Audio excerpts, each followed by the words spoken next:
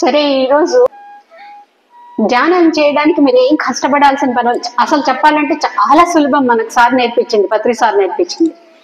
ఎంత సులభం అంటే అంత సులభం, కానీ చేయడానికి పోతే అంత కష్టం ఇది. ఎందుకంటే మనం ఎప్పుడు ఏదో ఒకటి చేయడానికి అలవాటు పడిపోయాం. ఊరికే కూర్చుంటాం అనుకోండి, ఊరుకుంటామా మనము? లేదు, అది పరిగెత్తుతూనే ఉంటుంది. ఒక సెకండ్ ఇక్కడ ఉంటే ఇంకో సెకండ్ అమెరికాలో ఉంటుంది. సో దాన్ని నియంత్రించడం చాలా కష్టం. కాబట్టి ఏం చేస్తారంటే, ఒక ప్రదేశాన్ని, అంటే మీకు ఎవరు డిస్టర్బ్ చేయండి, ఎవరు మిమ్మల్ని వచ్చి ఆటంకపరచని స్థలాన్ని ఎన్నుకోండి. కొత్త వాళ్ళు, సీనియర్స్కి నేను చెప్పటం లేదు, ఇది కొత్త వాళ్ళు. ఒక ప్రశాంతమైన ప్రదేశం ఏదైనా ఎన్నుకోండి. అదే ప్రదేశంలో ప్రతిరోజు అదే సమయానికి కూర్చోండి. సపోజ్ మీరు ఉదయం 5 గంటలకు కూర్చుంటున్నారు అనుకోండి, అదే సమయానికి ఒక 21 రోజులు కూర్చోండి. ఆ తర్వాత అదంతకదే లేపుతుంది మిమ్మల్ని. 21 రోజులు చేశారంటే ఒకే సమయము, తర్వాత మీ శరీరం అదంతకదే లేచి కూర్చుంటుంది. ఇప్పుడు నేను దాదాపు నా శరీరానికి ఎట్లా అలవాటు చేశానంటే 3:30కు లేవడం అలవాటు చేశాను. 3:30కు నేను ఎంత ప్రయత్నించినా, ఈరోజు వద్దులేబ్బా ధ్యానము, పడుకుందాము, అలసిపోయినాను నిన్నంతా పని చేసి, ఈరోజు వద్దులేనంటే అది కూర్చొనివ్వదు, పడుకోనివ్వదు, లేచి కూర్చోవలసిందే, అటు తిరిగి ఇటు తిరిగైనా. సో అట్లా మన శరీరానికి నేర్పారంటే ధ్యానం చేయడం చాలా సులభం. అంతేకాకుండా ఇంకా ఏం చేయాలంటే, ఎవరు లేని ప్రదేశం ఎన్నుకోమన్నాం కదా, ఎన్నుకున్న తర్వాత కొన్ని రోజులు అలవాటు అయ్యేంత వరకు మీరు మ్యూజిక్ ఏదైనా పెట్టుకోండి మీ ఫోన్స్లో. ఆ తర్వాత మీకు ఎంత శబ్దాలు వస్తున్నా కూడా మీరు ధ్యానంలోకి వెళ్ళిపోగలుగుతారు. మ్యారేజ్ మైకులు పెట్టినివ్వండి, మా ఇంటి దగ్గర పరిస్థితి ఎట్లుంటుందంటే 3:30 నుంచి మైకులు అదరగొడుతుంటారు దేవాలయంలో. కాబట్టి ఎంత శబ్దమన్నా అలవాటు పడిపోతాం మనం దానికి. సో ప్రశాంతమైన ప్రదేశాన్ని అనుకోండి, ఒకే టైం తీసుకోండి, తర్వాత రెగ్యులారిటీ ఉండాలి, క్రమం తప్పకుండా చేయాలి. ఈ రోజు చేసి మళ్ళీ 2 రోజులు వద్దనుకొని మళ్ళీ 3 రోజులు మొదలుపెట్టి వల్ల ఇట్లా చేసినారంటే మీరు సంవత్సరం చేసినా ఎక్కడున్నారంటే అక్కడే ఉంటారు. కాబట్టి రెగ్యులారిటీ తప్పకూడదు, సిన్సియారిటీ తప్పకూడదు, టైమింగ్ తప్పకూడదు. ఇట్లా కూర్చొని తర్వాత ఏం చేస్తారంటే, పద్మాసనం వేసుకునే వాళ్ళు వేసుకోండి, వేసుకోలేని వాళ్ళు మీకు ఏదైతే సులభమైన భంగిమలో కూర్చోగలుగుతారో, ఎక్కువసేపు కూర్చోగలుగుతారో ఆ భంగిమలో కూర్చోండి. వెనక సపోర్ట్ లేకుండా కూర్చోలేము అని అనుకున్న వాళ్ళు సపోర్ట్ తీసుకొని కూర్చోండి. కూర్చునేటప్పుడు వెన్నెముకని నిటారుగా ఉంచండి. కూర్చునేటప్పుడు ఈ వెన్నెముక నిటారుగా ఉండాలి. తర్వాత ధ్యానంలోకి వెళ్ళిపోయిన తర్వాత మీ శరీరం ఎట్లా పడిపోయిందో దాన్ని పట్టించుకోకండి. ముందు నిటారుగా కూర్చోండి. నిటారుగా కూర్చున్న తర్వాత కొంచెం దీన్ని ఏమంటారు, చుబుకం చిన్నది ఉంది కదా, దీన్ని కొంచెం పైకెత్తండి కొద్దిగా. మళ్ళీ మెడ నొప్పి పెట్టేంత ఎత్తకండి, కొంచెం చుబుకం పైకెత్తి కళ్ళు మూసుకొని వేళ్ళలో వేళ్ళు పెట్టి మీ ఒళ్ళో ఉంచుకోండి. వేళ్లలో వేళ్ళు పెట్టాలి, కళ్ళు మూసుకోవాలి, వెన్నెముకని నిటారుగా పెట్టాలి. పెట్టుకొని సహజంగా జరిగే శ్వాసను, మొట్టమొదట కొత్తలో ఏమవుతుందంటే మాటికి శ్వాస తీసుకోవడం వదలడం మీ అమ్మాయి చెప్పినట్టు చేస్తారు. కానీ నార్మల్గా మనము ఎక్కడికి రావాలంటే అదంతకదే జరుగుతున్న శ్వాసను గమనించే స్థితికి రావాలి. ఎక్కడ గమనిస్తారు శ్వాసని? తెలియని వాళ్ళు మీరు ఒకసారి ఇట్లా వేళ్ళు పెట్టుకొని చూడండి, మీ శ్వాస రావడం పోవడం తెలుస్తుందా లేదా? మీకు తెలుస్తుంది కదా. ఇక్కడ ఈ ముక్కు చివర మీ శ్వాసను గమనిస్తూ ఉండాలి. గమనిస్తూ ఉంటే ముందు ఏమవుతుందంటే వేగంగా జరుగుతుంటుంది శ్వాస. ఒక 5 నిమిషాలు అది మనం అట్లా 5 నిమిషాలు కూడా గమనించలేము. అట్లా గమనిస్తూ ఉంటే మాటికి పక్కకి వెళ్ళిపోతుంటుంది మనసు. ప్రయత్నం చేసి గమనిస్తే ఏమవుతుందంటే నెమ్మదిగా ఆ శ్వాస యొక్క వేగం తగ్గి ఈ భ్రూమధ్యంలో ఆగిపోయినట్టు అనిపిస్తుంది. ఈ భ్రూమధ్యంలో ఆగిపోవడం ఎందుకు జరుగుతుందంటే మనం శ్వాసను గమనించే కొద్దీ మన ఆలోచనల యొక్క వేగం తగ్గిపోతుంది అనమాట. అంటే మొట్టమొదట మీకు ఒక సెకండ్కి 100 ఆలోచనలు వస్తున్నాయి అనుకోండి, మీరు సాధన చేసే కొద్దీ నెమ్మదిగా తగ్గి ఆలోచన లేని స్థితికి వెళ్తారనమాట. ఆలోచన లేని స్థితి చాలా కొంతకాలమే, కొన్ని సెకండ్స్ 1 మినిట్ ఉంటుంది. ఆ 1 మినిటే మనకు ధ్యాన స్థితి. గంట చేసినా గంట ధ్యాన స్థితి కాదు, ఆ 1 సెకండ్ లేదా ఫ్యూ సెకండ్స్ ధ్యాన స్థితి. నేను 3 గంటలు చేశాను 4 గంటలు చేశానంటే ఏం ప్రయోజనం లేదు. ఎప్పుడైతే మీరు ఆ శూన్య స్థితికి, ఆలోచన లేని స్థితికి చేరుకున్నారో దాన్ని ధ్యాన స్థితి అంటారు. కాబట్టి ఆ శ్వాసను గమనిస్తూ ఎప్పుడైతే భ్రూమధ్యంలో ఆగిపోద్దో ఆ భ్రూమధ్యంలో చూస్తూ ఉండండి. ఆ తర్వాత ఏం జరిగినా పట్టించుకోకండి. ఒక్కొక్కసారి శరీరం తేలికైనట్టు అనిపించవచ్చు, లేదా శరీరం ఎక్కడో పైకి ఎగిరిపోయినట్టు అనిపించవచ్చు, ఏమీ అవ్వదు. ఒక్కోసారి ఒళ్ళంతా వేడెక్కినట్టు అనిపిస్తుంది, లేదా కళ్ళల్లో నుంచి నీళ్లు కారుతాయి. నా ఫస్ట్ ఎక్స్పీరియన్స్ ఏంటంటే టెంపుల్లో కనకాపరమేశ్వర టెంపుల్లో క్లాస్ జరిగినప్పుడు సార్ నన్ను కూర్చోబెడుతుంటే సార్ పట్ల చాలా వ్యతిరేకమైన భావన నాకు. ఈయనేంటి చెప్పేది, చాలాసార్లు క్లాస్లో చెప్పింది, జీన్స్ ప్యాంటు లాల్చి వేసుకొని వచ్చాడు, ఈయన ఏం చెప్తాడు, వ్యతిరేక భావన అనమాట. ఆ వ్యతిరేక భావనలో ఆయన కూర్చోబెడితే కూడా కూర్చోవాలి అనిపించలేదు నాకు.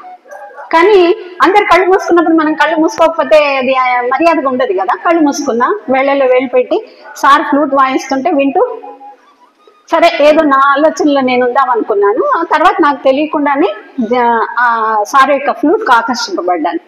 ఆ తర్వాత ఏం జరిగిందంటే నెమ్మదిగా దాంట్లో లీనమైపోయిన తర్వాత కళ్ళలో నుండి నీళ్లు ధారాపాతంగా కారుతున్నాయి. నా ఒళ్ళోకి పడుతున్న శబ్దం నాకు వినిపిస్తుంది. అప్పుడు నా ఆలోచన ఏంటి, ధారాపాతంగా పడుతున్నాయి, ఇంకోవైపు దొల్లుకుంటూ ఏదో లోయలోకి పడిపోతున్నా, నన్ను నేను ఆపుకోవాలని ప్రయత్నిస్తున్నా. ఇది ఫస్ట్ ఎక్స్పీరియన్స్ నాకు, ఫస్ట్ డే. ఆపుకోవాలని ప్రయత్నిస్తున్నా, ఆపే శక్తి నాకు లేదు. అట్లా పడిపోతూనే ఉన్నాను. ఇక్కడ నీళ్లు పడే శబ్దం వినిపిస్తుంది నా కన్నీళ్లు. ఆ తర్వాత నాకు ఏం ఆలోచన వచ్చింది, ఆ స్థితిలో కూడా వచ్చిన ఆలోచన ఏంటంటే, నా చీరంతా ఇట్లా తడిసిపోతే అందరూ ఏమనుకుంటారు, ఎట్లా నేను లేచి వెళ్ళాలి బయటికి అనే ఒక రకమైన టెన్షన్ బయలుదేరింది. ఇదంతా జరుగుతుంది, ఒక పక్క బాహ్య పరిస్థితి తెలుస్తుంది, ఇంకో పక్క అంతర్ముఖంగా నాకు జరిగేది తెలుస్తూ ఉంది. అప్పుడు సార్ నెమ్మదిగా ఫ్లూట్ చేసేసి ఓపెన్ యువర్ ఐస్ అన్నాడు. అప్పుడు వెంటనే నేను చూసుకున్నది ఏంటంటే, నా ఒళ్ళో చూసుకున్నా, ఒక్క చుక్క కూడా నీరు లేదు అక్కడ. ఇది నా ఫస్ట్ ఎక్స్పీరియన్స్.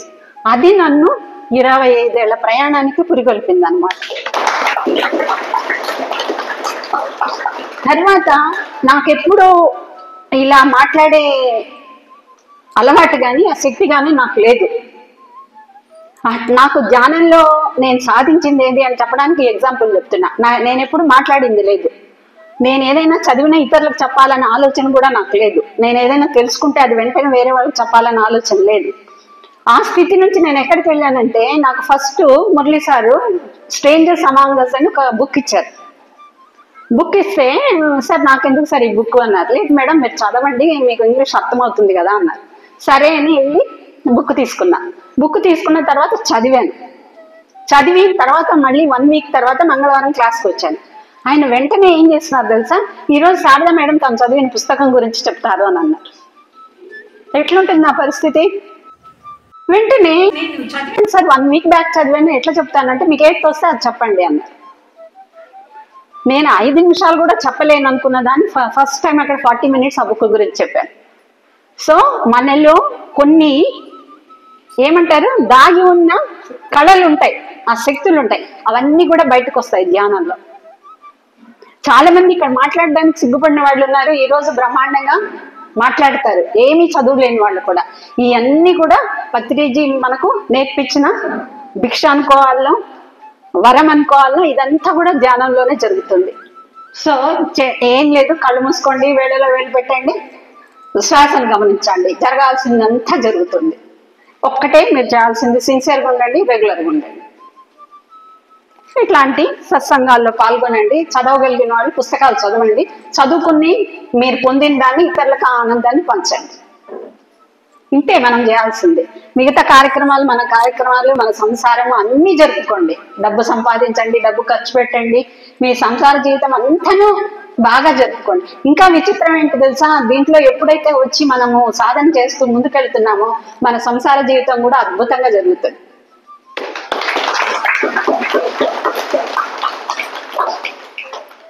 సరే, మనం ఈరోజు టాపిక్లోకి వెళ్దాము. సో మనకు ఈ ప్రపంచం ఇచ్చే సంపదలు అనండి, జ్ఞానం అనండి, లేదా శక్తి అనండి, లేదా సంబంధాలు, బాంధవ్యాలు అనండి, ఇవన్నీ కూడా చాలా అత్యల్పం. ఏ క్షణంలో ఉంటాయో ఏ క్షణంలో పోతాయో తెలియదు. మనకున్న సంపద లేదా మనకున్న పిల్లల నుండి భర్తలు, భార్యలు, బంధాలు, ఇవన్నీ కూడా శాశ్వతమైనవి. అవన్నీ ఏవి శాశ్వతం కావు. కానీ మనం ఏం చేస్తున్నాం అంటే ఇవే శాశ్వతము అని అనుకుంటున్నాం. ఇవి ఒకసారి నేను ఎవరు అని అడిగితే ఏం చెప్తాను వెంటనే, నేను శారద అంటాను. ఈ శారద శాశ్వతమా? కాదు. కానీ తెలుసు మనకందరికీ నేను శాశ్వతం కాదు, ఎప్పుడో ఒక రోజు కాలగర్భంలో కలిసిపోవాలి అనేది నాకు తెలుసు. కానీ తెలిసిన నేను ఒప్పుకుంటాను? ఒప్పుకోను. నేను నేను నేను నేను అని అనుకుంటాను అన్నమాట ఎప్పుడు. అందుకే నేను చెప్పబోయే ఆ గ్రంథంలో ఏం చెప్పారంటే కాయ జుగుప్స అనే పదం వాడారు. కాయ అంటే తెలుసు కదా మీకు, శరీరం. ఈ కాయము జుగుప్సాకరమైంది అంట. ఎంత జుగుప్సాకరమైంది అంటే దీంట్లో ఉన్నదంతా మలినమే, ఎక్కడా లేని మలినం, చెత్త కుప్ప అనమాట ఇది అసలు. ఈ శరీరం ఎంత చెత్త కుప్ప అంటే ఈ చెత్త కుప్పను చూసి మనం బంగారం అనుకుంటున్నాం. ఈ చెత్త కుప్పలో బంగారం అనుకుంటాం. ఎందుకు బంగారం అనుకుంటున్నాం అంటే దాంట్లో ఒక మణి మెరుస్తుంది. ఆ చెత్త కుప్పలో ఒక మణి మెరుస్తుంది కాబట్టి ఆ మణి యొక్క ప్రకాశం చూసి ఈ చెత్త కుప్ప మొత్తం, ఈ చెత్త కుప్ప అంతా కూడా ఆ మణి యొక్క బంగారమే అని అనుకుంటున్నాం అనమాట. ఆ మణి ఆ చెత్త కుప్పను మర్చిపోయినాము, ఆ కనిపిస్తున్న మణి ఇదని అనుకుంటున్నాం అనమాట. కానీ ఆ మణి ప్రకాశం వల్లే ఈ శరీరం ప్రకాశిస్తుంది అని తెలుసుకోలేకపోతున్నాం. ఇప్పుడు నేను మాట్లాడుతున్నాను, ఈ నోరు తీసి బయట పెడతాను, అది మాట్లాడుతుందా? ఈ చెవులు ఉన్నాయి, ఈ చెవులు ఇక్కడ లేకుండా కింద పెడితే ఈ చెవులు వింటాయా? కళ్ళు ఉన్నాయి, కళ్ళు చూస్తాయా? నా కళ్ళని నేను చూసుకోగలనా? నా చెవుల్లో నేను వినగలనా? అట్లే నా నాలుక, అది లోపల ఆ మణి లేకపోతే ఈ నాలుక రుచి చూడగలదా? పోనీ ఈ చర్మం ఉంది, ఈ చర్మాన్ని స్పర్శ తెలుసుకోగలదా? ఇదంతా దేని వల్ల జరుగుతుంది? లోపలున్న ఆ మణి వల్ల జరుగుతుంది. సో ఆ మణిని ఏం చేసినాము? కప్పేసినాం. పొరలుగా కప్పేసినాం. ఈ కాయమే శాశ్వతము అని అనుకుంటున్నాం. ఈ కాయ ఎంత జుగుప్సాకరము అని ఆయన చెప్తాడంటే అంత పోనీ ఈ కాయము మా అబ్బా నేను ఇప్పుడైతే ముసల్దాన్ని అయిపోయాను, కానీ చిన్నప్పుడు బాల్యం ఎంత బాగుంది అని అనుకుంటాం. కానీ బాల్యం కూడా జుగుప్సాకరమే అంట. బాల్యంలో ఎన్ని కష్టాలు! తల్లి గర్భంలో నుంచి వచ్చినప్పుడు ఎంత కష్టం, ఏడుపుతోనే మొదలు పెడతాం. తర్వాత ఆకలైనా ఏడుస్తామా? మన ఆకలి మనకు తెలియదు. పసిపిల్లగా ఉన్నప్పుడు తల్లే వాడు ఎందుకు ఏడుస్తున్నాడు, ఏమన్నా చీమ పుట్టిందా, కడుపు నొప్పి వచ్చిందా అని తల్లి తెలుసుకోవాల్సిందే. ఆ తర్వాత కొంచెం పెద్దగా అయిన తర్వాత స్కూల్లో మాస్టర్ల గొడవ, ఇది చదవలేదు, నీకు 1వ తరగతి రాలేదు, 2వ తరగతి రాలేదు, ఇంకా ఎప్పుడు చదువుతావు నువ్వు అని వాళ్ళు బెత్తాలతో కొడతారు. పోనీ యవనంలోకి వచ్చాం, యవనంలో సుఖం ఉందా? యవనం శాశ్వతము కాదు. పోనీ యవనం దాటి ఇంకో దశకు వస్తాం, అక్కడేమైంది? స్త్రీ లాలస ఎక్కువైపోయింది. మనిషికున్న అతి గొప్ప లాలస ఏది అంటే అదే అంట, స్త్రీ వ్యామోహం. దాంట్లో పడిపోతాం. ఇది అయిపోయిన తర్వాత అన్నిటికన్నా పెద్దది ఇంకా ఏముంది? జరా తప్త. అంటే ఏంటి? ముసలితనము, ఆ తర్వాత మృత్యువు. ఇన్ని తెలిసినా మనము ఎందుకు ఆ మణిని కనుక్కోలేకపోతున్నాం? ఎందుకు దొరకపుచ్చుకోలేకపోతున్నాం ఆ ఆత్మని? సాధన లేక, తెలుసుకోలేక. తెలుసుకోవడానికి ఏది అడ్డుపడుతోంది? మన యొక్క సంస్కారాలు అడ్డుపడుతున్నాయి, మన యొక్క వాసనలు అడ్డుపడుతున్నాయి. వేల వేల వేల వేల జన్మాల నుంచి మనకు వచ్చే సంస్కారాలన్నీ అడ్డుపడుతున్నాయి. ఆ సంస్కారాల గురించి మనం పట్టించుకోవట్లేదు. ఆ సంస్కారాలను పక్కకు ఉంచుతున్నాము. నేను సాధన చేస్తాను, 3 గంటలు సాధన చేస్తాను, 4 గంటలు సాధన చేస్తున్నాను, నేను పిరమిడ్కి వెళ్తున్నాను, ధ్యాన మహాయజ్ఞానికి వెళ్తున్నాను. ధ్యాన మహాయజ్ఞం నుంచి 11 రోజులు అబ్బో చాలా బ్రహ్మాండంగా జరిగిందంట. బయటకు వచ్చి 11 రోజుల తర్వాత ట్రైనింగ్కి యథారాజ తథా ప్రజ, అంతే కదా. అట్లనే చేస్తున్నాం. ఎంత మార్పు వచ్చింది మనలో ఇప్పటికీ? ఇది కాదు చేయాల్సింది. ఏంటి అంటే ఆయన ఏం చెప్తాడంటే ఆత్మ విచారణ మొదలు పెట్టండి అంటే. మీ యొక్క ఆత్మ విచారణ మొదలు పెట్టండి. ఈ ఆత్మ విచారణ మొదలు పెట్టేటప్పుడు ఏం జరుగుతుంది అంటే ఆత్మను తెలుసుకోలేకుండా అడ్డుకుంటూ ఉందన్నమాట. మన యొక్క అలవాట్లు, సంసార బంధాలు, సంస్కారాలు, వాసనలు, సంకల్పాలు, ఇవన్నీ తృష్ణలు, ఇవన్నీ అడ్డుపడుతున్నాయి తెలుసుకోలేకుండా. సో ఒక సాధన క్రమంలో వెళ్ళేటప్పుడు మనకు అడ్డుపడేవి ఏంటంటే మొట్టమొదటి అజ్ఞానం, రెండవది వేదన, మూడవది అనిశ్చిత్వం. అజ్ఞానం అంటే ఏంటి? తెలియకపోవడం. ఏం తెలియకపోవటము? మనమెవరో మనం తెలుసుకోలేకపోతున్నాం. సో మనమెవరో మనం తెలుసుకోవడానికి ముందు ఆత్మ అంటే ఏంటంటే, ఆత్మ అనేది అనుభవ స్వారము అని తెలుసుకోవాలి. ఇప్పుడు మీకు ఏదైనా ఒక విషయం పట్ల అనుభవం జరిగింది అనుకోండి, అప్పుడు మీకు ఇంకా సందేహం ఉండదు కదా, నేనా కాదా, నేను ఇది చేయాలా వద్దా అనే సందేహం మీకు ఉండదు. సో ఎప్పుడైతే ఆత్మ పట్ల జ్ఞానం కలుగుతుందో అప్పుడు నేను ఆత్మ కాదు, నేను శరీరం కాదు, నేను ఆత్మనే అని తెలుసుకునే అనుభవ జ్ఞానం కావాలన్నమాట మనకి. కానీ ఈ అనుభవ జ్ఞానానికి ఏం అడ్డొస్తుందంటే మన సంస్కారాలు అడ్డొస్తాయి. సో ఈ ఆత్మ దీనికి వినాశనం లేదు అని చెప్తున్నాం. భగవద్గీతలో చెప్పేది అట్లే కదా, నిప్పుతో కాల్చబడదు, కత్తితో నరకబడదు, నీళ్లతో చల్లార్చబడదు, నయనం చిన్నది చెప్తారు కదా. ఇది అట్లా అన్నప్పుడు ఆత్మ వినాశనం కాదు అని అన్నప్పుడు ఆత్మకు ఆది ఉందా? లేదు. ఆదికి అంతం ఉందా? లేదు. ఆద్యాంతాలు లేనిది అంటే ఇది ఎప్పుడూ ఉన్నట్టే కదా. అంతేకాకుండా ఇది సర్వవ్యాపకం, అంతటా ఉంది. ఇది మీలో ఉంది, నాలో ఉంది, అందరిలో ఉంది. అందరిలో ఉంది అంటే అర్థం ఏమి? ఇది ఎక్కడి నుంచి వచ్చింది? ఎక్కడి నుంచి వచ్చింది? ఇది ఒక నిశ్చితమైన శాశ్వతమైనది, అదేదో ఒకటి ఉంది, అది మనకు తెలియదు. అక్కడి నుంచి ఒక అంశలాగా మనలోకి వచ్చింది. మనలోకి వచ్చిన ఆ సంపూర్ణమైన పూర్ణాత్మ ఏది ఉందో ఇది నాలో నుంచే వచ్చింది. ఇది ఏం చేసినా సరే నేను నా దగ్గరకు తీసుకుంటానని అంటుందా? అది అంటుందా? నేను ఏమన్నా చేస్తాను, నేను పంపించిన అంశాత్మలే ఇవన్నీ. మరి ఇవి ఏం చేసినా నాలో నుంచి వచ్చినవే. ఇప్పుడు తల్లిదండ్రులు పిల్లలు హత్యలు చేసినా ఏం చేసినా వాళ్ళని ప్రేమిస్తారు. సరే, ఇప్పుడు మేము ఈ ప్రపంచంలోకి వచ్చి అంశాత్మలుగా వచ్చి మనం ఏమంటే అది చేస్తాం, నానా పనులు చేస్తాం. చేసినప్పుడు ఆ పైన పూర్ణాత్మ అనండి, దైవశక్తి అనండి, లేదా ఇంకేదన్నా పేరు పెట్టుకోండి, దానికి అల్లా అని పేరు పెట్టుకోండి, ఏమన్నా పేరు పెట్టుకోండి, మీరు ఏం చేసినా సహిస్తుందా? అది దగ్గరకు తీసుకుంటుందా? ఎప్పుడు తీసుకుంటుంది? ఇది పూర్తిగా కంప్లీట్ గా ప్రజ్ఞానంతో నిండి శుద్ధ ఆత్మ అయినప్పుడు అది స్వీకరిస్తుంది. అంతేనా? శుద్ధ ఆత్మ కావాలంటే మనం ఏం చేయాలి? దానికి ఒక చిన్న ఉదాహరణ చెప్తాడు. ఇది పూర్తిగా నమ్మాలి. ఇప్పుడు ఏమంటున్నా అంటే, నా చెయ్యి కాలింది అనుకోండి, ఏమంటాం? నా చెయ్యి కాలింది. కాలింది ఇది చెయ్యి కాలిందని చెప్పొచ్చు కదా, నా చెయ్యి కాలింది అంటాం. ఎక్కడైనా ఏం మాట్లాడినా నేను నేను నేను నేను అనేది వస్తుందని. కాబట్టి మనకు ఏం జరిగినా, మనం ఎలా ఉన్నా, నేను ఆత్మను అనే భావము దృఢపడినప్పుడు, నేను అనే భావం దృఢపడినప్పుడే నీకు ఆత్మ పట్ల కొద్దో గొప్ప జ్ఞానం కలుగుతుంది అని అన్నమాట. సో దానికి ఏం చెప్తాడంటే, ఉదాహరణ ఇది. ఒక పెద్ద రాజు ఉంటాడు. ఆ రాజుగారికి ఒక చాలా అందమైన కూతురు ఉంటుంది. ఒకసారి ఏం జరుగుతుందంటే, ఆ అమ్మాయి ఉద్యానవనంలో తిరుగుతూ ఉన్నప్పుడు ఒక దొంగ ఆ రాజప్రసాదంలో చొరబడతాడు. చొరబడినప్పుడు ఆ ఉద్యానంలో తిరుగుతున్న రాకుమారిని చూసి ప్రేమిస్తాడు. వాడు ప్రేమిస్తే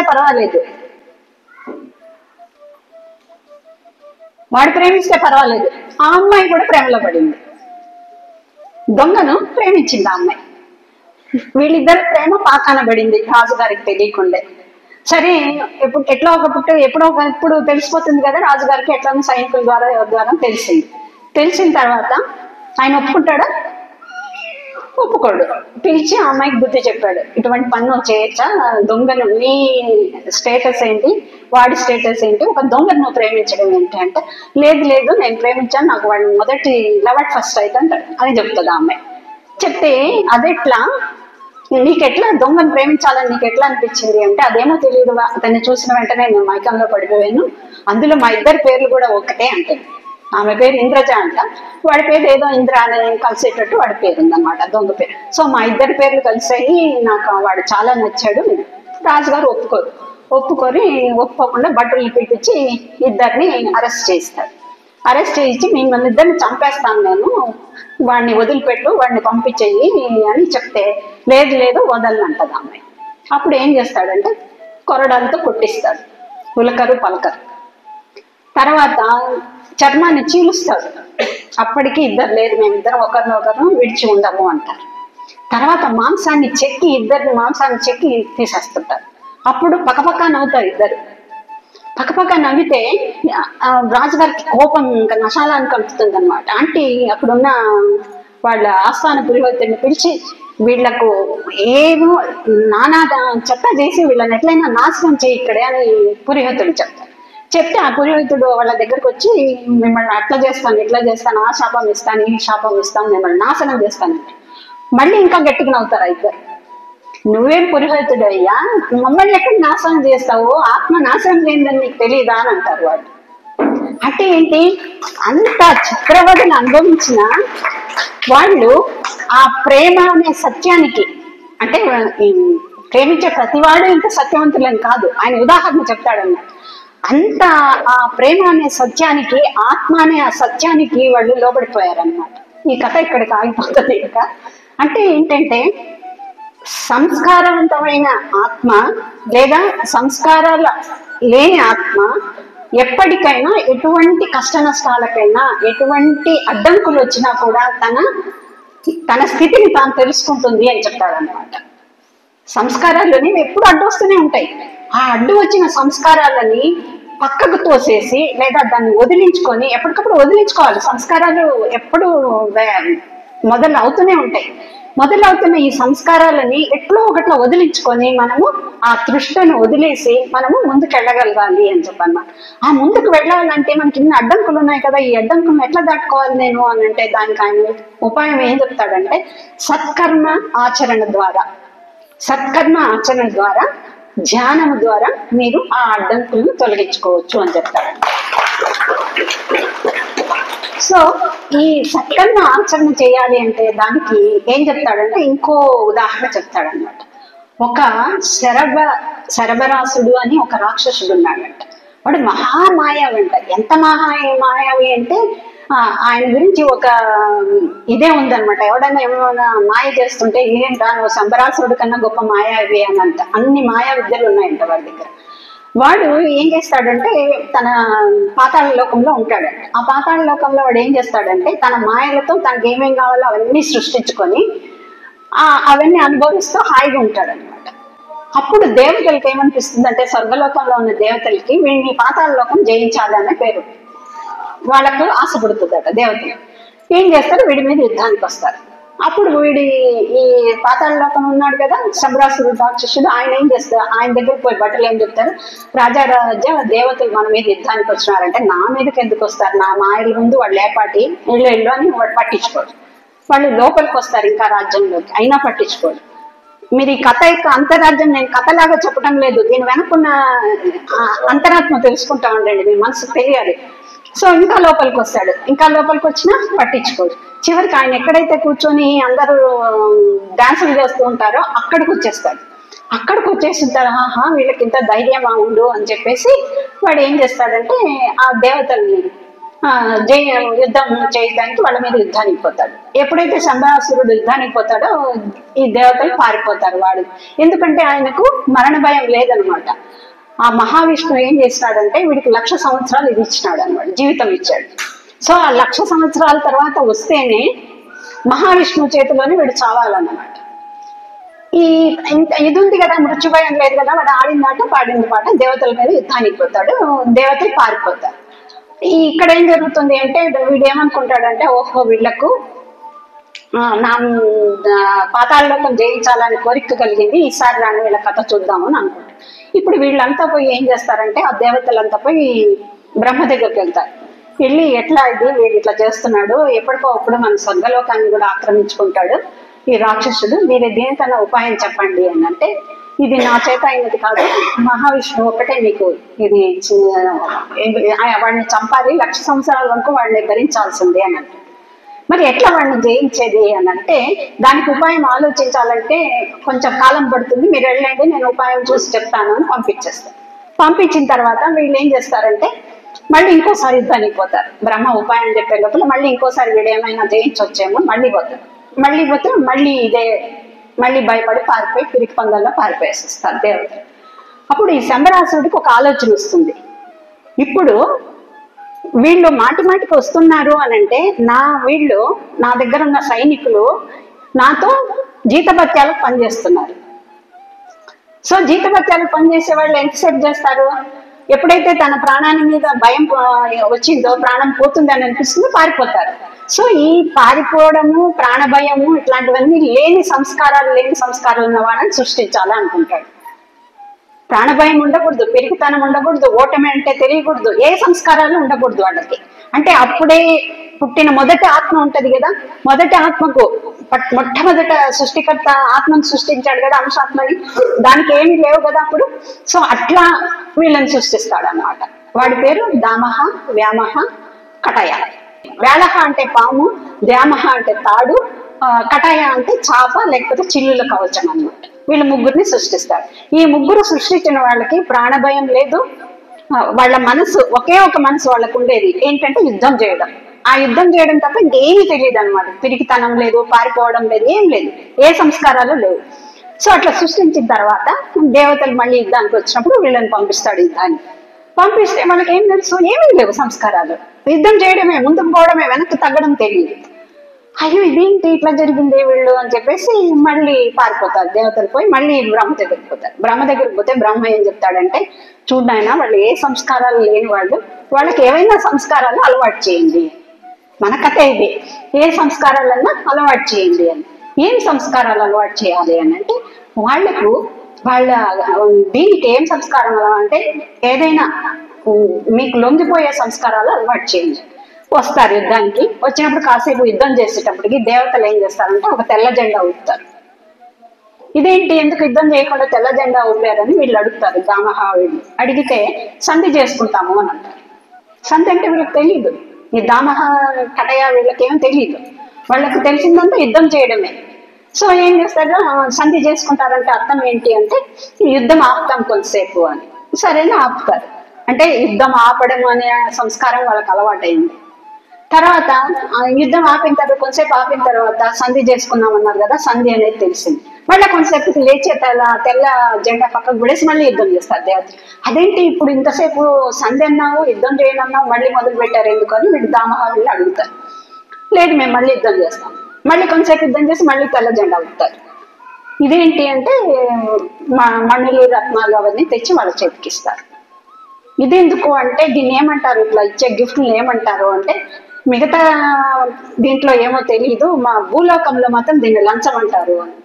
సో లంచము అనే సంస్కారం వాళ్ళకి తెలిసిందనమాట. ఆ తర్వాత మళ్ళీ యుద్ధం మొదలు పెడతారు. మళ్ళీ తెల్లపతాక మళ్ళీ యుద్ధం. అంటే ఒక్కొక్క సంస్కారం మన ఆత్మలోకి ఎట్లా ప్రవేశిస్తుంది అని చెప్పడానికి ఈ కథ చెప్తున్నాడు. మళ్ళీ యుద్ధం చేస్తే ఏం చేస్తాడంటే స్వర్గలోకం నుంచి అప్సరసం తెచ్చి వాళ్ళకి చూపిస్తాడు. వీళ్ళని ఏం చేసుకోవాలి అని అంటే వీళ్ళతో సుఖాలు అనుభవించవచ్చు. ఇట్లా ఒక్కొక్కటి సంస్కారాలు వాళ్ళకు ఎట్లా నేర్పుతారంటే, అదేం రోజులు పట్టదు వాళ్ళకు. ఒక గంటలోది ఇంకొక గంటలోది ఇంకొక గంటలో మొత్తంగా దిగజార్చి పెట్టేస్తారు అనమాట వాళ్ళు. అంటే మనం ఎట్లా దిగజారిపోతున్నామో ఆ క్రమం చూపిస్తాడు అనమాట. అట్లా అన్ని చేస్తే చివరికి ఏమవుతుంది అంటే, దేవతల కన్నా పై స్థాయిలో ఉన్నవాళ్ళు, ఏ సంస్కారాలు లేని వాళ్ళు అధోగతికి దిగజారిపోయారన్నమాట. దేవతల స్థానం కన్నా పైనుండి దేవతలను జయించగలిగిన వాళ్ళు ఈ దామహ, కటయ, వ్యాళ. దామహ అంటే తాడనమాట. వాడి లక్షణం ఏంటంటే మొత్తం శత్రువులందరినీ చుట్టూ ఒకేసారి చంపేయగలడు అనమాట. వాడు అంత గొప్పవాడు. వ్యాళ అంటే పాము అనమాట. వాడు ఒక్కసారి 1000 మందిని ఖర్చు చంపేయగలడు అనమాట. కటయ అంటే చాప చుట్టినట్టు చుట్టి వాళ్ళనందరినీ చంపేయగలడు. అంత శక్తివంతుడు. ఏ సంస్కారాలు లేని వాడు పిరికి బద్దల్లాగా పారిపోతారు. ఎక్కడికి పారిపోతారు అంటే వీళ్ళు వాళ్ళతో సమానమైన రాక్షస గుణాలు ఉన్న యమలోకానికి వెళ్తారన్నమాట. యమలోకంలో ఏం చేస్తారంటే అక్కడున్న వాళ్ళు వీళ్ళ ముగ్గురిని చూసి వాళ్ళ కూతురు తెచ్చి పెళ్లి చేస్తారు. ఏంటంటే ఒకసారి యముడు మారువేషంలో యమలోకంలోకి వస్తాడు. ఎవరెవరు ఎట్లా పనులు చేస్తున్నారు. అక్కడికి వస్తే వీళ్ళు ముగ్గురు కొత్తగా కనపడతారు. ఈ ముగ్గురు ఏంటి ఇంత కొత్తగా కనపడినారు, వీళ్ళు ఎవరు అంటే ఫలానా వాళ్ళ అల్లుళ్ళు, వీళ్ళు ఎక్కడి నుంచో వచ్చారని చెప్పి. నా ప్రమేయం లేకుండా వీళ్ళని ఎట్లా పెట్టుకున్నావు, వీళ్ళకి యమలోకంలో ఏమేమి శిక్షలు ఉన్నాయో అవన్నీ వేయండి అంట. నూనెలో కాల్చడము, చర్మాల్లో ఉంచడం, కోడాలతో పెట్టడం, పాములు అన్ని ఎన్ని అనుభవించాల్సి వస్తుందో ఇప్పుడు మనం ఇవన్నీ ఎన్నెన్ని అనుభవిస్తున్నామో ఈ లోకంలో అవన్నీ అనుభవిస్తారన్నమాట. ఇక్కడికి ఈ కథ స్టాప్ చేస్తారు. స్టాప్ చేసి ఆయన ఏం చెప్తాడంటే, సత్కర్మల ఆచరణ వల్ల ఈ అన్ని కూడా మీరు తొలగించుకోవచ్చు. సత్కర్మల ఆచరణ అంటే ఏం చెప్పాను, ఆయన 2 యాడ్ చేశాడు. దేవతార్చన, ఇంకొకటి ధ్యానం. దేవతార్చనలో ఏంటంటే మీరు ఏ దేవతనైతే అర్చిస్తున్నారో దేవతలకు ఉన్న గుణం ఏంటి, సాత్విక గుణం. మనకున్న గుణం ఏంటి? కొంచెం సేపు సాత్వికం ఉంటుంది, ఇంకొంతసేపు రజోగుణం ఉంటుంది, మరో కొంతసేపు తమో గుణం ఉంటుంది. రాక్షసులకి ఏముంటుంది? తమో గుణమే. సో ఎక్కడున్నాం మనము? ఇద్దరికి మధ్యలో ఉన్నాం, దేవతలకి రాక్షసులకి మధ్యలో ఉన్నాం. ఇటువైపు అయినా వెళ్ళొచ్చు, ఇటువైపు అయినా వెళ్ళొచ్చు. కొన్నిసార్లు ఇటువైపు వెళ్తాం, కొన్నిసార్లు అటువైపు వెళ్తాం. అలా కాకుండా ఈ సత్వగుణాన్ని పెంచుకునే మార్గమే దేవతార్చన అంటాడు. దేవతార్చన అంటే మీరు ఏమి యజ్ఞాలు యాగాలు చేయడం కాదు, మీరు చేసే ఏ పనైనా, అంటే మీరు చదువుతున్నారనుకోండి ఒక యజ్ఞంలాగా చేయండి, స్నానం చేస్తున్నారనుకోండి దాన్ని ఒక యజ్ఞంలాగా చేయండి, తింటున్నారనుకోండి యజ్ఞమే, నిద్రపోతున్నారు యజ్ఞమే. సో ఏ పని చేసినా అది ఆ వర్తమాన కాలంలో ఉండి దాన్ని ఒక అనుభవంగా చూస్తూ చేయండి అంట. మనం తింటున్నప్పుడు ఏం చేస్తాం? ఏం తింటున్నామో ధ్యాస లేదు. స్నానం చేస్తున్నప్పుడు స్నానం చేస్తున్న ధ్యాస ఉంటుందా? ఉండదు. చదువుకునేటప్పుడు చదువుకునే ధ్యాస ఉండదు. ఏది లేదు మనకు, అన్ని మెకానికల్. రోబో అంటారు కదా, రోబో ఎట్లా ఇది చేస్తుంటారో అలాగా చేస్తూ ఉంటాం. సో ఆ దేవతార్చన చేయడం వల్ల ఏం జరుగుతుంది అని అంటే, దేవతలు తమ సత్వగుణాన్ని కొంత మనకు కానుకగా ఇస్తారు అని చెప్తారు. అంటే అబ్బా మనం ఇంతవరకు చెప్పుకున్నాం కదా దేవతార్చన పూజలు పనికిరానివి అని చెప్తున్నాం కదా, అది పొరపాటు. ఉండొచ్చు, మనం పూజ కోటి సమప్రభ ఇవన్నీ చెప్తాం, కానీ మొట్టమొదటి అడుగు వేయాలి కదా, బుల్లి అడుగులు వేస్తుంటేనే కదా మనం కూడా అక్కడి వరకు వెళ్ళగలిగేది. సో ఆ దేవతార్చన ఏ రకంగా నువ్వేమో గొప్పగా చేయొద్దు, నువ్వు చేస్తున్న పనిలోనే దైవత్వం చూడు. నువ్వు చేస్తున్న కర్మ, ఆ కర్మని నేను చేస్తున్నాననే భావన వద్దు. ఇప్పుడు నేను చెప్తున్నాను శారదా చెప్తుంది, నేను చెప్తున్నాను అనే ఫీలింగ్ మాత్రం మీలో రానియద్దండి. తర్వాత దీని ప్రభావం, దీని ఫలితం ఎలా ఉంటుందో అది కూడా నాది కాదు, మీదే ఆ ఫలితం. ఈ రెండు భావనలు వదిలేసినప్పుడు దేవతార్చన అవుతుంది. అర్చన గంటగణన కొట్టడం, టెంకాయ పగలగొట్టడం ఇది కాదు అర్చన. ఏ కర్మ అయితే నువ్వు చేస్తున్నావో ఆ కర్మను నేను కాదు, నా ద్వారా చేయించబడుతుంది. ఇది కూడా భగవద్గీత బోధనే. సో ఆ కర్మ నేను చేయటం లేదు, నా ద్వారా చేయించబడుతుంది అన్నప్పుడు ఆ ఫలితం కూడా నాది కాదు కదా. ఈ భావంతో చేయగలమా ఏ పనైనా మనం? ఈ ఆధ్యాత్మిక రంగంలో కూడా ఇది ఉంది. నేను బాగా చెప్తాను, నాకే పేరు రావాలి. 3 గంటలు చేస్తున్నాడు, ఆ 3 గంటలు చేస్తే నేను 4 గంటలు పోటీగా చేయాలి. అంతేగాని 3 గంటలు అతను చేస్తే అతని సాధన మనం బ్లెస్ చేయొచ్చు కదా. ఆయన పొందింది, ఆయనకు థర్డ్ ఐ ఓపెన్ అయింది, ఆ థర్డ్ ఐ ఓపెన్ అయిందని ఆయన బ్లెస్ చేయొచ్చు కదా, ఆయన మెచ్చుకోవచ్చు కదా. లేదు, ఆయనకు థర్డ్ ఐ అయితే నాకు 4th ఐ ఓపెన్ అవ్వాలంటాం మనం. సో ఆధ్యాత్మిక సాధనలో కూడా మనకు ఆ యజ్ఞం చేస్తున్న ఫీలింగ్ లేదు. 10 మందికి ఆయన ధ్యానం చెప్పి క్లాస్ పెడుతున్నాడు అనుకోండి, వెంటనే పోటీగా ఇంకో సెంటర్ తెచ్చి ఇంకో రకంగా నేను చెప్పాలి. వాళ్ళు చెప్తున్నది తప్పు, నేను చెప్తున్నదే కరెక్ట్. ఈ జలసి ఉందా లేదా మనకు? ఆ ఆరోగెన్స్, ఆ యాటిట్యూడ్, ఇవన్నీ కూడా మనం ధ్యాన సాధన లేదా దేవతార్చన వల్ల ఏ రోజైతే వదలుకొట్టుకోగలుగుతామో ఆ రోజే మనం నిజంగా మనం అనుకుంటున్న ఆ పరిణితిలోకి అడుగు పెట్టినట్టు. అంతే, ఇంకా అడుగే పెట్టినాం మనం, ఇంకా కొండ ఎక్కాలి, శిఖరం చేరాలి. సో దేవతార్చన అదొకటి చెప్పారు. ఆ దేవతార్చనలో ఏం చేయాలి? ఆ దేవతార్చన చేయడం వల్ల ఏమవుతుందంటే ఆ సాత్విక భావం పెరుగుతుంది అని అంటారు. అంటే దైవ గుణాలకి కొంచెం దగ్గరగా వెళ్తున్నాం. అట్లాగే ఈ ధ్యాన సాధన వల్ల ఏమేం జరుగుతుంది అంటే, ధ్యాన సాధన వల్ల మనలో ఈ పూర్వయాష్టకము అని అంటారు ఒకటి. పూర్వయాష్టకము అంటే 24 తత్వాలను జయించిన వాళ్ళం అనమాట. ఈ 24 తత్వాలను జయించిన వాళ్ళు ఎవరు? విఘ్నేశ్వరుడు. విఘ్నేశ్వరుడికి ఏ స్థానం ఇచ్చాం మనం ఇక్కడ మన చక్రాల్లో? మూలాధారం, లమ్ అనే అక్షరంతో కదా. సో ఎవరైతే ఆ విఘ్నేశ్వరుని ఆవాహన చేయగలిగారో, ఎవరైతే ఆ విఘ్నేశ్వరుని తనలో మేల్కొల్పగలిగారో, అంటే ఎవరిని మేల్కొల్పాలి మనం? ఎవరిని అవేకం చేయాలి? మూలాధారాన్ని అవేకం చేయాలి. ఎప్పుడవుతుంది మూలాధార అవేకనం? ధ్యాన సాధనలో ఆ మూలాధార అంటే ఏంటి? ఇక్కడున్న విశ్వశక్తి మనకు సహస్రారం నుంచి విశ్వశక్తి మనలో ప్రవేశించి మూలాధారంలోకి ప్రవేశించాలి.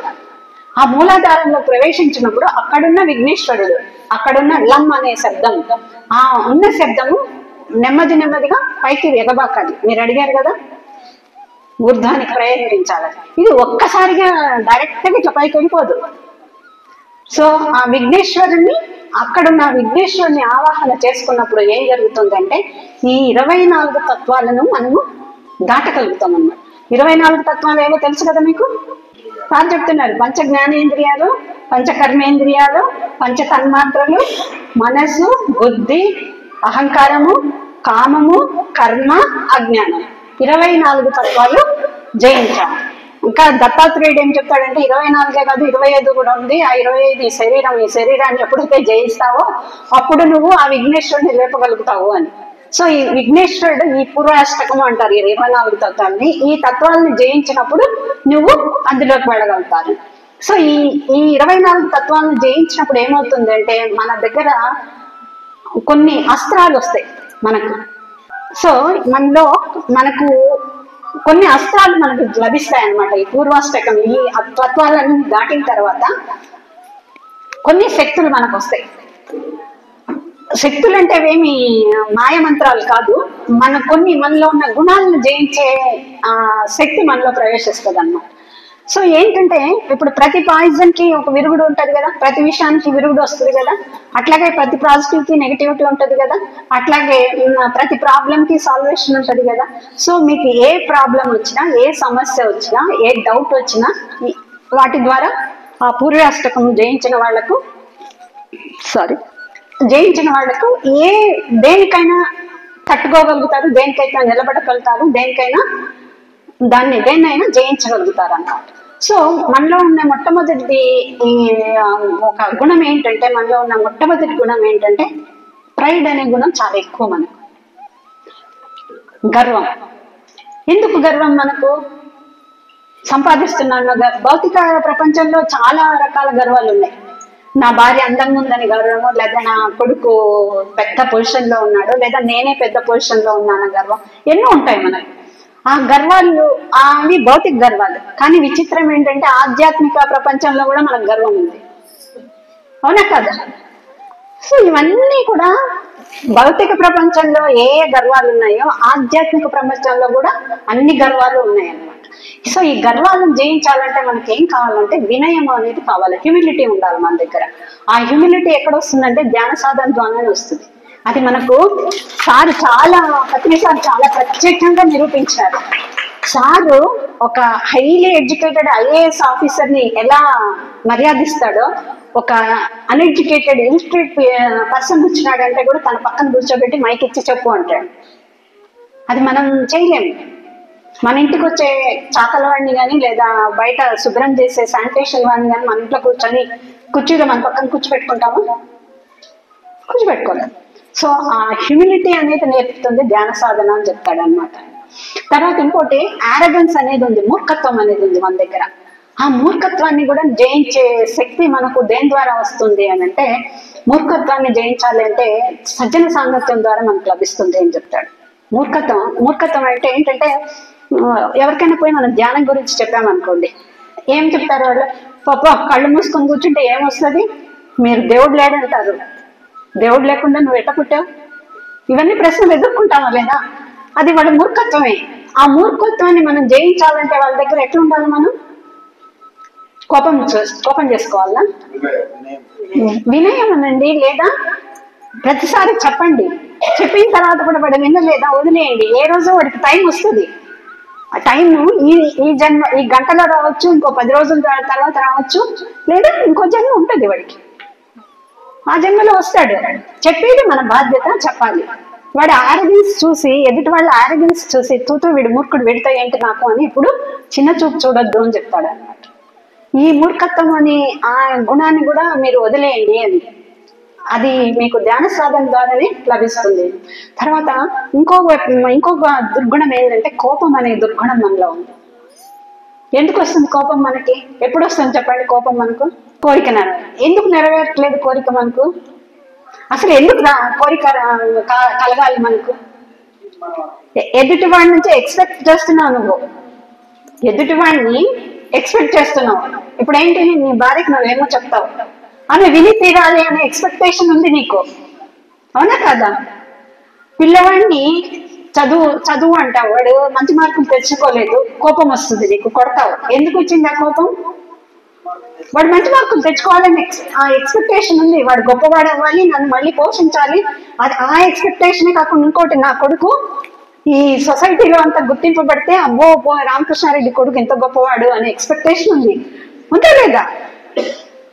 ఇది ఉంది. ఇంకోటి ఏంటంటే ఈ కోపం అనేది ఇంకొక రకంగా కూడా కలుగుతుంది. ఎప్పుడైతే మనలో అజ్ఞానం ఉందో, అంటే అజ్ఞానము అంటే ఏంటంటే నిజమైన పరిస్థితిని తెలుసుకోకపోవడం, అది ఆ పరిస్థితి ఎందువల్ల కలిగింది అనేది తెలుసుకోలేకపోయినప్పుడు మనకు కోపం వస్తుంది. దీని వెనక కారణం ఏదో తెలుసుకోవాలి. ఎవడో వచ్చి నేను ఈడియట్ అన్నాడు, నువ్వు ఈడియటేనా? కాదు. కాదన్నప్పుడు ఎందుకు ఊరుకుంటావు? ఇప్పుడు అన్నవాడు ఈడియట్ అంటే వాడు ఈడియట్ అయితేనే కదా ఎదుటివాడిని ఈడియట్ అని గుర్తించగలుగుతాడు, అవునా కదా? ఇప్పుడు నేను చెడ్డవాడిని అనుకో, ఎదుటివాడు చెడ్డవాడా కాదా అనేది నాకు తెలుస్తుంది కదా. సో వాడు ఈడియట్ అంటే ఏంటి నాకు? అదే ఇంట్లో అమ్మో నాన్న ఈడియట్ అన్నారు అనుకో, కోపం వస్తుందా? నవ్వేసి వెళ్ళిపోతాం. మరి ఎవడో ఈడియట్ అంటే ఎందుకు బాధపడాలి? సో ఇలా అనలైజ్ చేసుకోవాలి. అనలైజ్ చేసుకొని ఎదుటివాడి ఏదైనా అన్నాడంటే దానికి వెంటనే రియాక్ట్ అవ్వకూడదు. ఎట్లా ఉండాలంటే మన రియాక్షన్, ఇప్పుడు మీరు తాగుతారు కదా డ్రింక్స్, ఏం పేరు? Coca Cola, Thums up.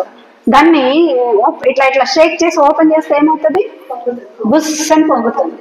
అదే మామూలు వాటర్ బాటిల్ షేక్ చేసి ఓపెన్ చేయండి, ఏమవుతుంది? సో రెస్పాన్స్, రియాక్షన్ అనేది రెండిటికి తేడా తెలుసుకోవాలి. మనకు ఎప్పుడు రియాక్షన్ ఎట్లుండాలి? నీళ్ళలాగా ఉండాలి. నీళ్ళు ఎలా అయితే బాటిల్లో నుంచి పొంగవో మన రియాక్షన్ కూడా అలాగే ఉండాలి.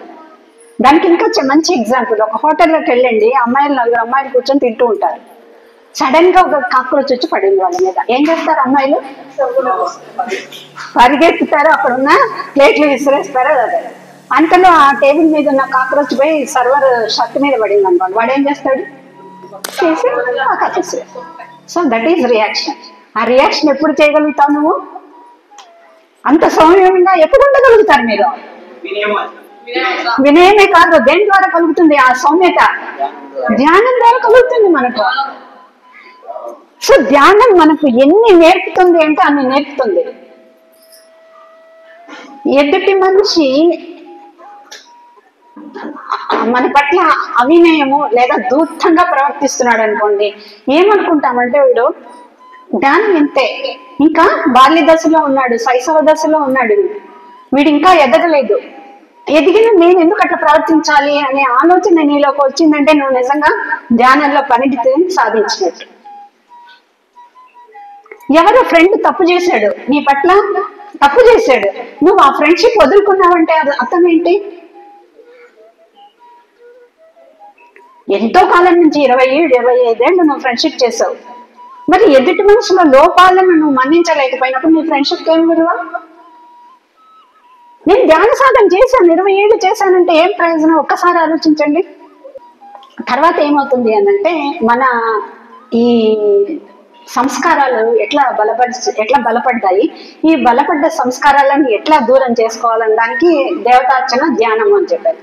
ఆ దాంట్లో కూడా ఈ సంస్కారాలని పూర్తిగా వదలగొట్టుకోవాలంటే ఆయన ఏం చేశాడంటే హస్తమస్తోపాఖ్యానం అనేది ఇంకోటి చెప్పాడు అన్నమాట. ఏమంటే ఒక పెద్ద మదపు టేనుగు ఉంటుంది అనమాట. ఆ మదపు టేనుగుని ఒకటి మామిటివాడు దాన్ని నడుపుతుంటాడు అనమాట. మామిటివాడు ఏం చేస్తుంటాడంటే దానిని ఎప్పుడు మామిటివాడు అంకుశం ఉంటది కదా, దాంతో గుచ్చి దాన్ని చిత్రహింసలు చేస్తుంటాడు అనమాట. ఎప్పుడు దాన్ని ఆ చిత్రహింసలు చేస్తుంటే అది చాలా బాధపడుతుంటుంది ఆ ఏనుగు. ఒకసారి ఏమవుతుందంటే అనుకోకుండా వాడు దాని కాళ్ళ ముందు పడిపోతాడు. కాళ్ళ ముందు పడిపోయినప్పుడు అది ఏమనుకుంటుందంటే కాళ్ళు వేసి నేను తొక్కేద్దామా అని అనుకుంటుంది. మళ్ళీ అంత లోపల మనం కూడా ఇదే చేస్తాం, ఏదైనా సంస్కారం, నేను దీంట్లో ఉన్న అర్థం చెప్తాను, తొక్కేద్దామా అని అనుకుంటాడు, ఏనుగు అనుకుంటుంది. అనుకున్నప్పుడు ఏం చేస్తుంది అంటే అయ్యో వద్దు, ఈ నేళ్ల నుంచి నాకు పెట్టి పోషించాడు, నాకు కొలను తీసుకెళ్లి స్నానం చేయించాడు, ఇట్లాంటి వాడిని చంపడం మర్యాద కాదు అనుకొని ఏం చేస్తుంది అంటే తెంచుకొని సంఖ్యలు తెంచుకొని పారిపోతుంది. అది ముందు సంఖ్యలు తెంచుకోవడానికి ప్రయత్నించినప్పుడే వాడు చూసి వస్తాడు, వాడి దగ్గరకు వచ్చే లోపలికి తెంచేసుకుంటుంది, వాడు వచ్చి దాని ముందు పడిపోతాడు, తొక్కేద్దామని ప్రయత్నించి మానుకుంటుంది, అది అడవిలోకి పారిపోతుంది. పారిపోతే వీడు మావిటివాడు ఏం చేస్తాడంటే దీన్ని ఎట్లయినా మదర్ టైం వదులుకోడు కదా, దీన్ని ఎట్లయినా ప్రయత్నించాలని అడవులకు వీడు వెళ్తాడు. వెళ్ళి ఏం చేస్తాడంటే అంతా తిరుగుతాడు, ఎక్కడ దొరకదు. దొరకపోయినప్పుడు ఏం చేస్తాడంటే ఆ తిరిగే ప్రదేశాలన్నీ వాడికి తెలుసుకొని కందకాలు తవ్వుతాడు. తవ్వి ఆకులతో కప్పు పెడతాడు. ఈ మదర్ టైంకి తిరుగుతూ తిరుగుతూ వచ్చి ఆ కందకాలను పడిపోతాడు. మళ్ళీ పట్టుకొని తీసుకొని వచ్చి మళ్ళా కట్టేస్తాడు గొలుసులతో. ఇక్కడ మావిటివాడు ఎవరు? మావిటివాడు మాయ, మన అజ్ఞానం. ఆ గొలుసులేంటి? సంసారం, సంసార ప్రపంచం. ఆ గుచ్చేదేది? అంకుశితం గుచ్చుతుంటాడు. అంకుశితం గుచ్చుకోవడం మేల్కొల్పో. అంతేకాకుండా ఆ కందకాలు ఏంటి? కందకాలు మన సమస్యలు, మనం పరిష్కారం, మన సమస్యలు, మన ప్రాబ్లమ్స్ అన్ని. ఆ విషయాలు మనం ఏ విషయాలు ఉన్నాయో, ఏ ప్రలోభాలకు లోనవుతున్నామో అవన్నీ కందకాలు. ఎప్పుడైతే నువ్వు కాలుతో తొక్కాలని ప్రయత్నించినావో సంస్కారాన్ని కంప్లీట్ గా తొక్కుంటే అయిపోయింది ఎక్కడికి. కానీ ఏమనుకున్నావు? వీడు నాకు తిండి పెట్టాడు, మనకు ఒక సంస్కారం అలవాటైంది. నేను చెప్తున్నా, తాగుడు అలవాటైంది, మనకు పేకట అలవాటైంది. నీకు ఏ రోజు ఒక ఛాన్స్ వచ్చింది దాన్ని తొక్కేయాలి అని మనసులో కంప్లీట్ గా పడిపోయింది. ఆ రోజు తొక్కేసుంటే తొక్కవు. ఎందుకంటే ఒక ఫ్రెండ్ వస్తాడు, రే ఏంరా నువ్వు నీ భార్య మాట వింటావా, రారా పోదాము, ఒక్క పెగ్గేసుకొని వద్దాము అంటాడు. ఏం చేస్తావు? పోతావు. ఆ సంస్కారాన్ని అలవాటుని తొక్కేయడానికి ప్రయత్నించలేదు, పడిపోయినావు ఆ కందకంలోకి. అక్కడ గుచ్చుతుంది, అంకుశం గుచ్చుతుంది, నువ్వు చేసేది తప్పు తప్పు తప్పు అని. కానీ ఆ గుచ్చుకున్నా పర్వాలేదు, నాకు నేను వెళ్తాను అంటావు. సో సంస్కారాలు ఏం చేస్తున్నాయి? సంకల్పాలు అవుతున్నాయి. ఆ సంకల్పాలు తృష్ణగా మారుతున్నాయి. వరుస చెప్తాను చూడండి. సంస్కారాలు ఏమవుతున్నాయి? సంకల్పాలు అవుతున్నాయి చేయాలని. ఆ సంకల్పాలు తృష్ణ అవుతున్నాయి. తృష్ణ తీరకపోతే ఏమవుతోంది? బాధ కలుగుతా ఉంది. తర్వాత ఈ తృష్ణ ఏమవుతుంది? తీరకపోతే అది మనసుగా మారిపోతుంది. సో ఈ మనసును జయించాలంటే చాలా కష్టమైపోతుంది. ఈ మనసును జయించాలంటే ఏం చేయాలా? సంవత్సరాల తరబడి సాధన చేయాలి. ఆ సాధనకు వచ్చిన తిప్పలు ఇవన్నీ. ఎంత చేయాలి? అందుకని ఈ సృష్టిలో లోపాలు ఉన్నాయి, ఎవ్వరం ఏం చేయలేము ఈ లోపాలను. పోనీ సృష్టించిన దేవుడు ఈ లోపాలను సరిదిద్దుడా అంటే నేను రానంటాడు. కిందికి వస్తే నన్ను బతకనివ్వరు మీరు. సో ఏం చేయాలా? ఈ సృష్టిలో ఉన్న లోపాలను తెలుసుకొని, సృష్టిలో ఉన్న లోపాలు తెలుసుకున్న మహనీయులు, మహారుషులు వాళ్ళు చేస్తున్నారు, వేల సంవత్సరాలుగా చేస్తున్నారు. మన పత్రిసార్ ఒకటే కాదు, ఎప్పుడో వేల సంవత్సరాల నుంచి వశిష్ఠుడి దగ్గర నుంచి, విశ్వామిత్రుడి దగ్గర నుంచి, శివుడి దగ్గర నుంచి ప్రయత్నాలు వేల సంవత్సరాలుగా జరుగుతూనే ఉన్నాయి. కానీ ఫలితం శూన్యం. దేనికి? దానికి కారణం ఏంటి? మనమే. మన ఆత్మకు మన సంస్కారాలు, మన అలవాట్లు, మన శరీరము ఇవన్నీ అడ్డుపడుతూ ఉన్నాయి. కానీ విచిత్రం ఏంటంటే ఈ శరీరం ఉంటేనే దానికి చేరుకోగలుగుతాం. ఇదే అడ్డు, ఇదే. కాబట్టి ఈ శరీరం దేనికొంది, దాని అవసరం ఏంటి, ఎంతవరకు దీన్ని వాడుకోవాలి, ఎంతవరకు దీన్ని తృణీకరించాలి అనేది మొట్టమొదట మనం నేర్చుకోవాలి. ఈ శరీరాన్ని సరిగ్గా వాడుకొని దీన్ని ఆ ఆత్మ పురోగతికి వాడుకున్నాము అని అంటే, ఈ శరీరంతో వచ్చినందుకు ఈ జన్మలో కాదు, లేకపోతే వచ్చే జన్మలో, ఎన్ని వేల జన్మల్లో నుంచే పేరుకుపోయిన దీన్ని జయించాలంటే కష్టమే. కానీ కష్టమే అని చెప్పేసి అలసత్వానికి జారిపోకండి అని యోగ వాసిష్టంలో చెప్పబడింది అన్నమాట. ఓకే, మా అందరికీ థ్యాంక్ యూ.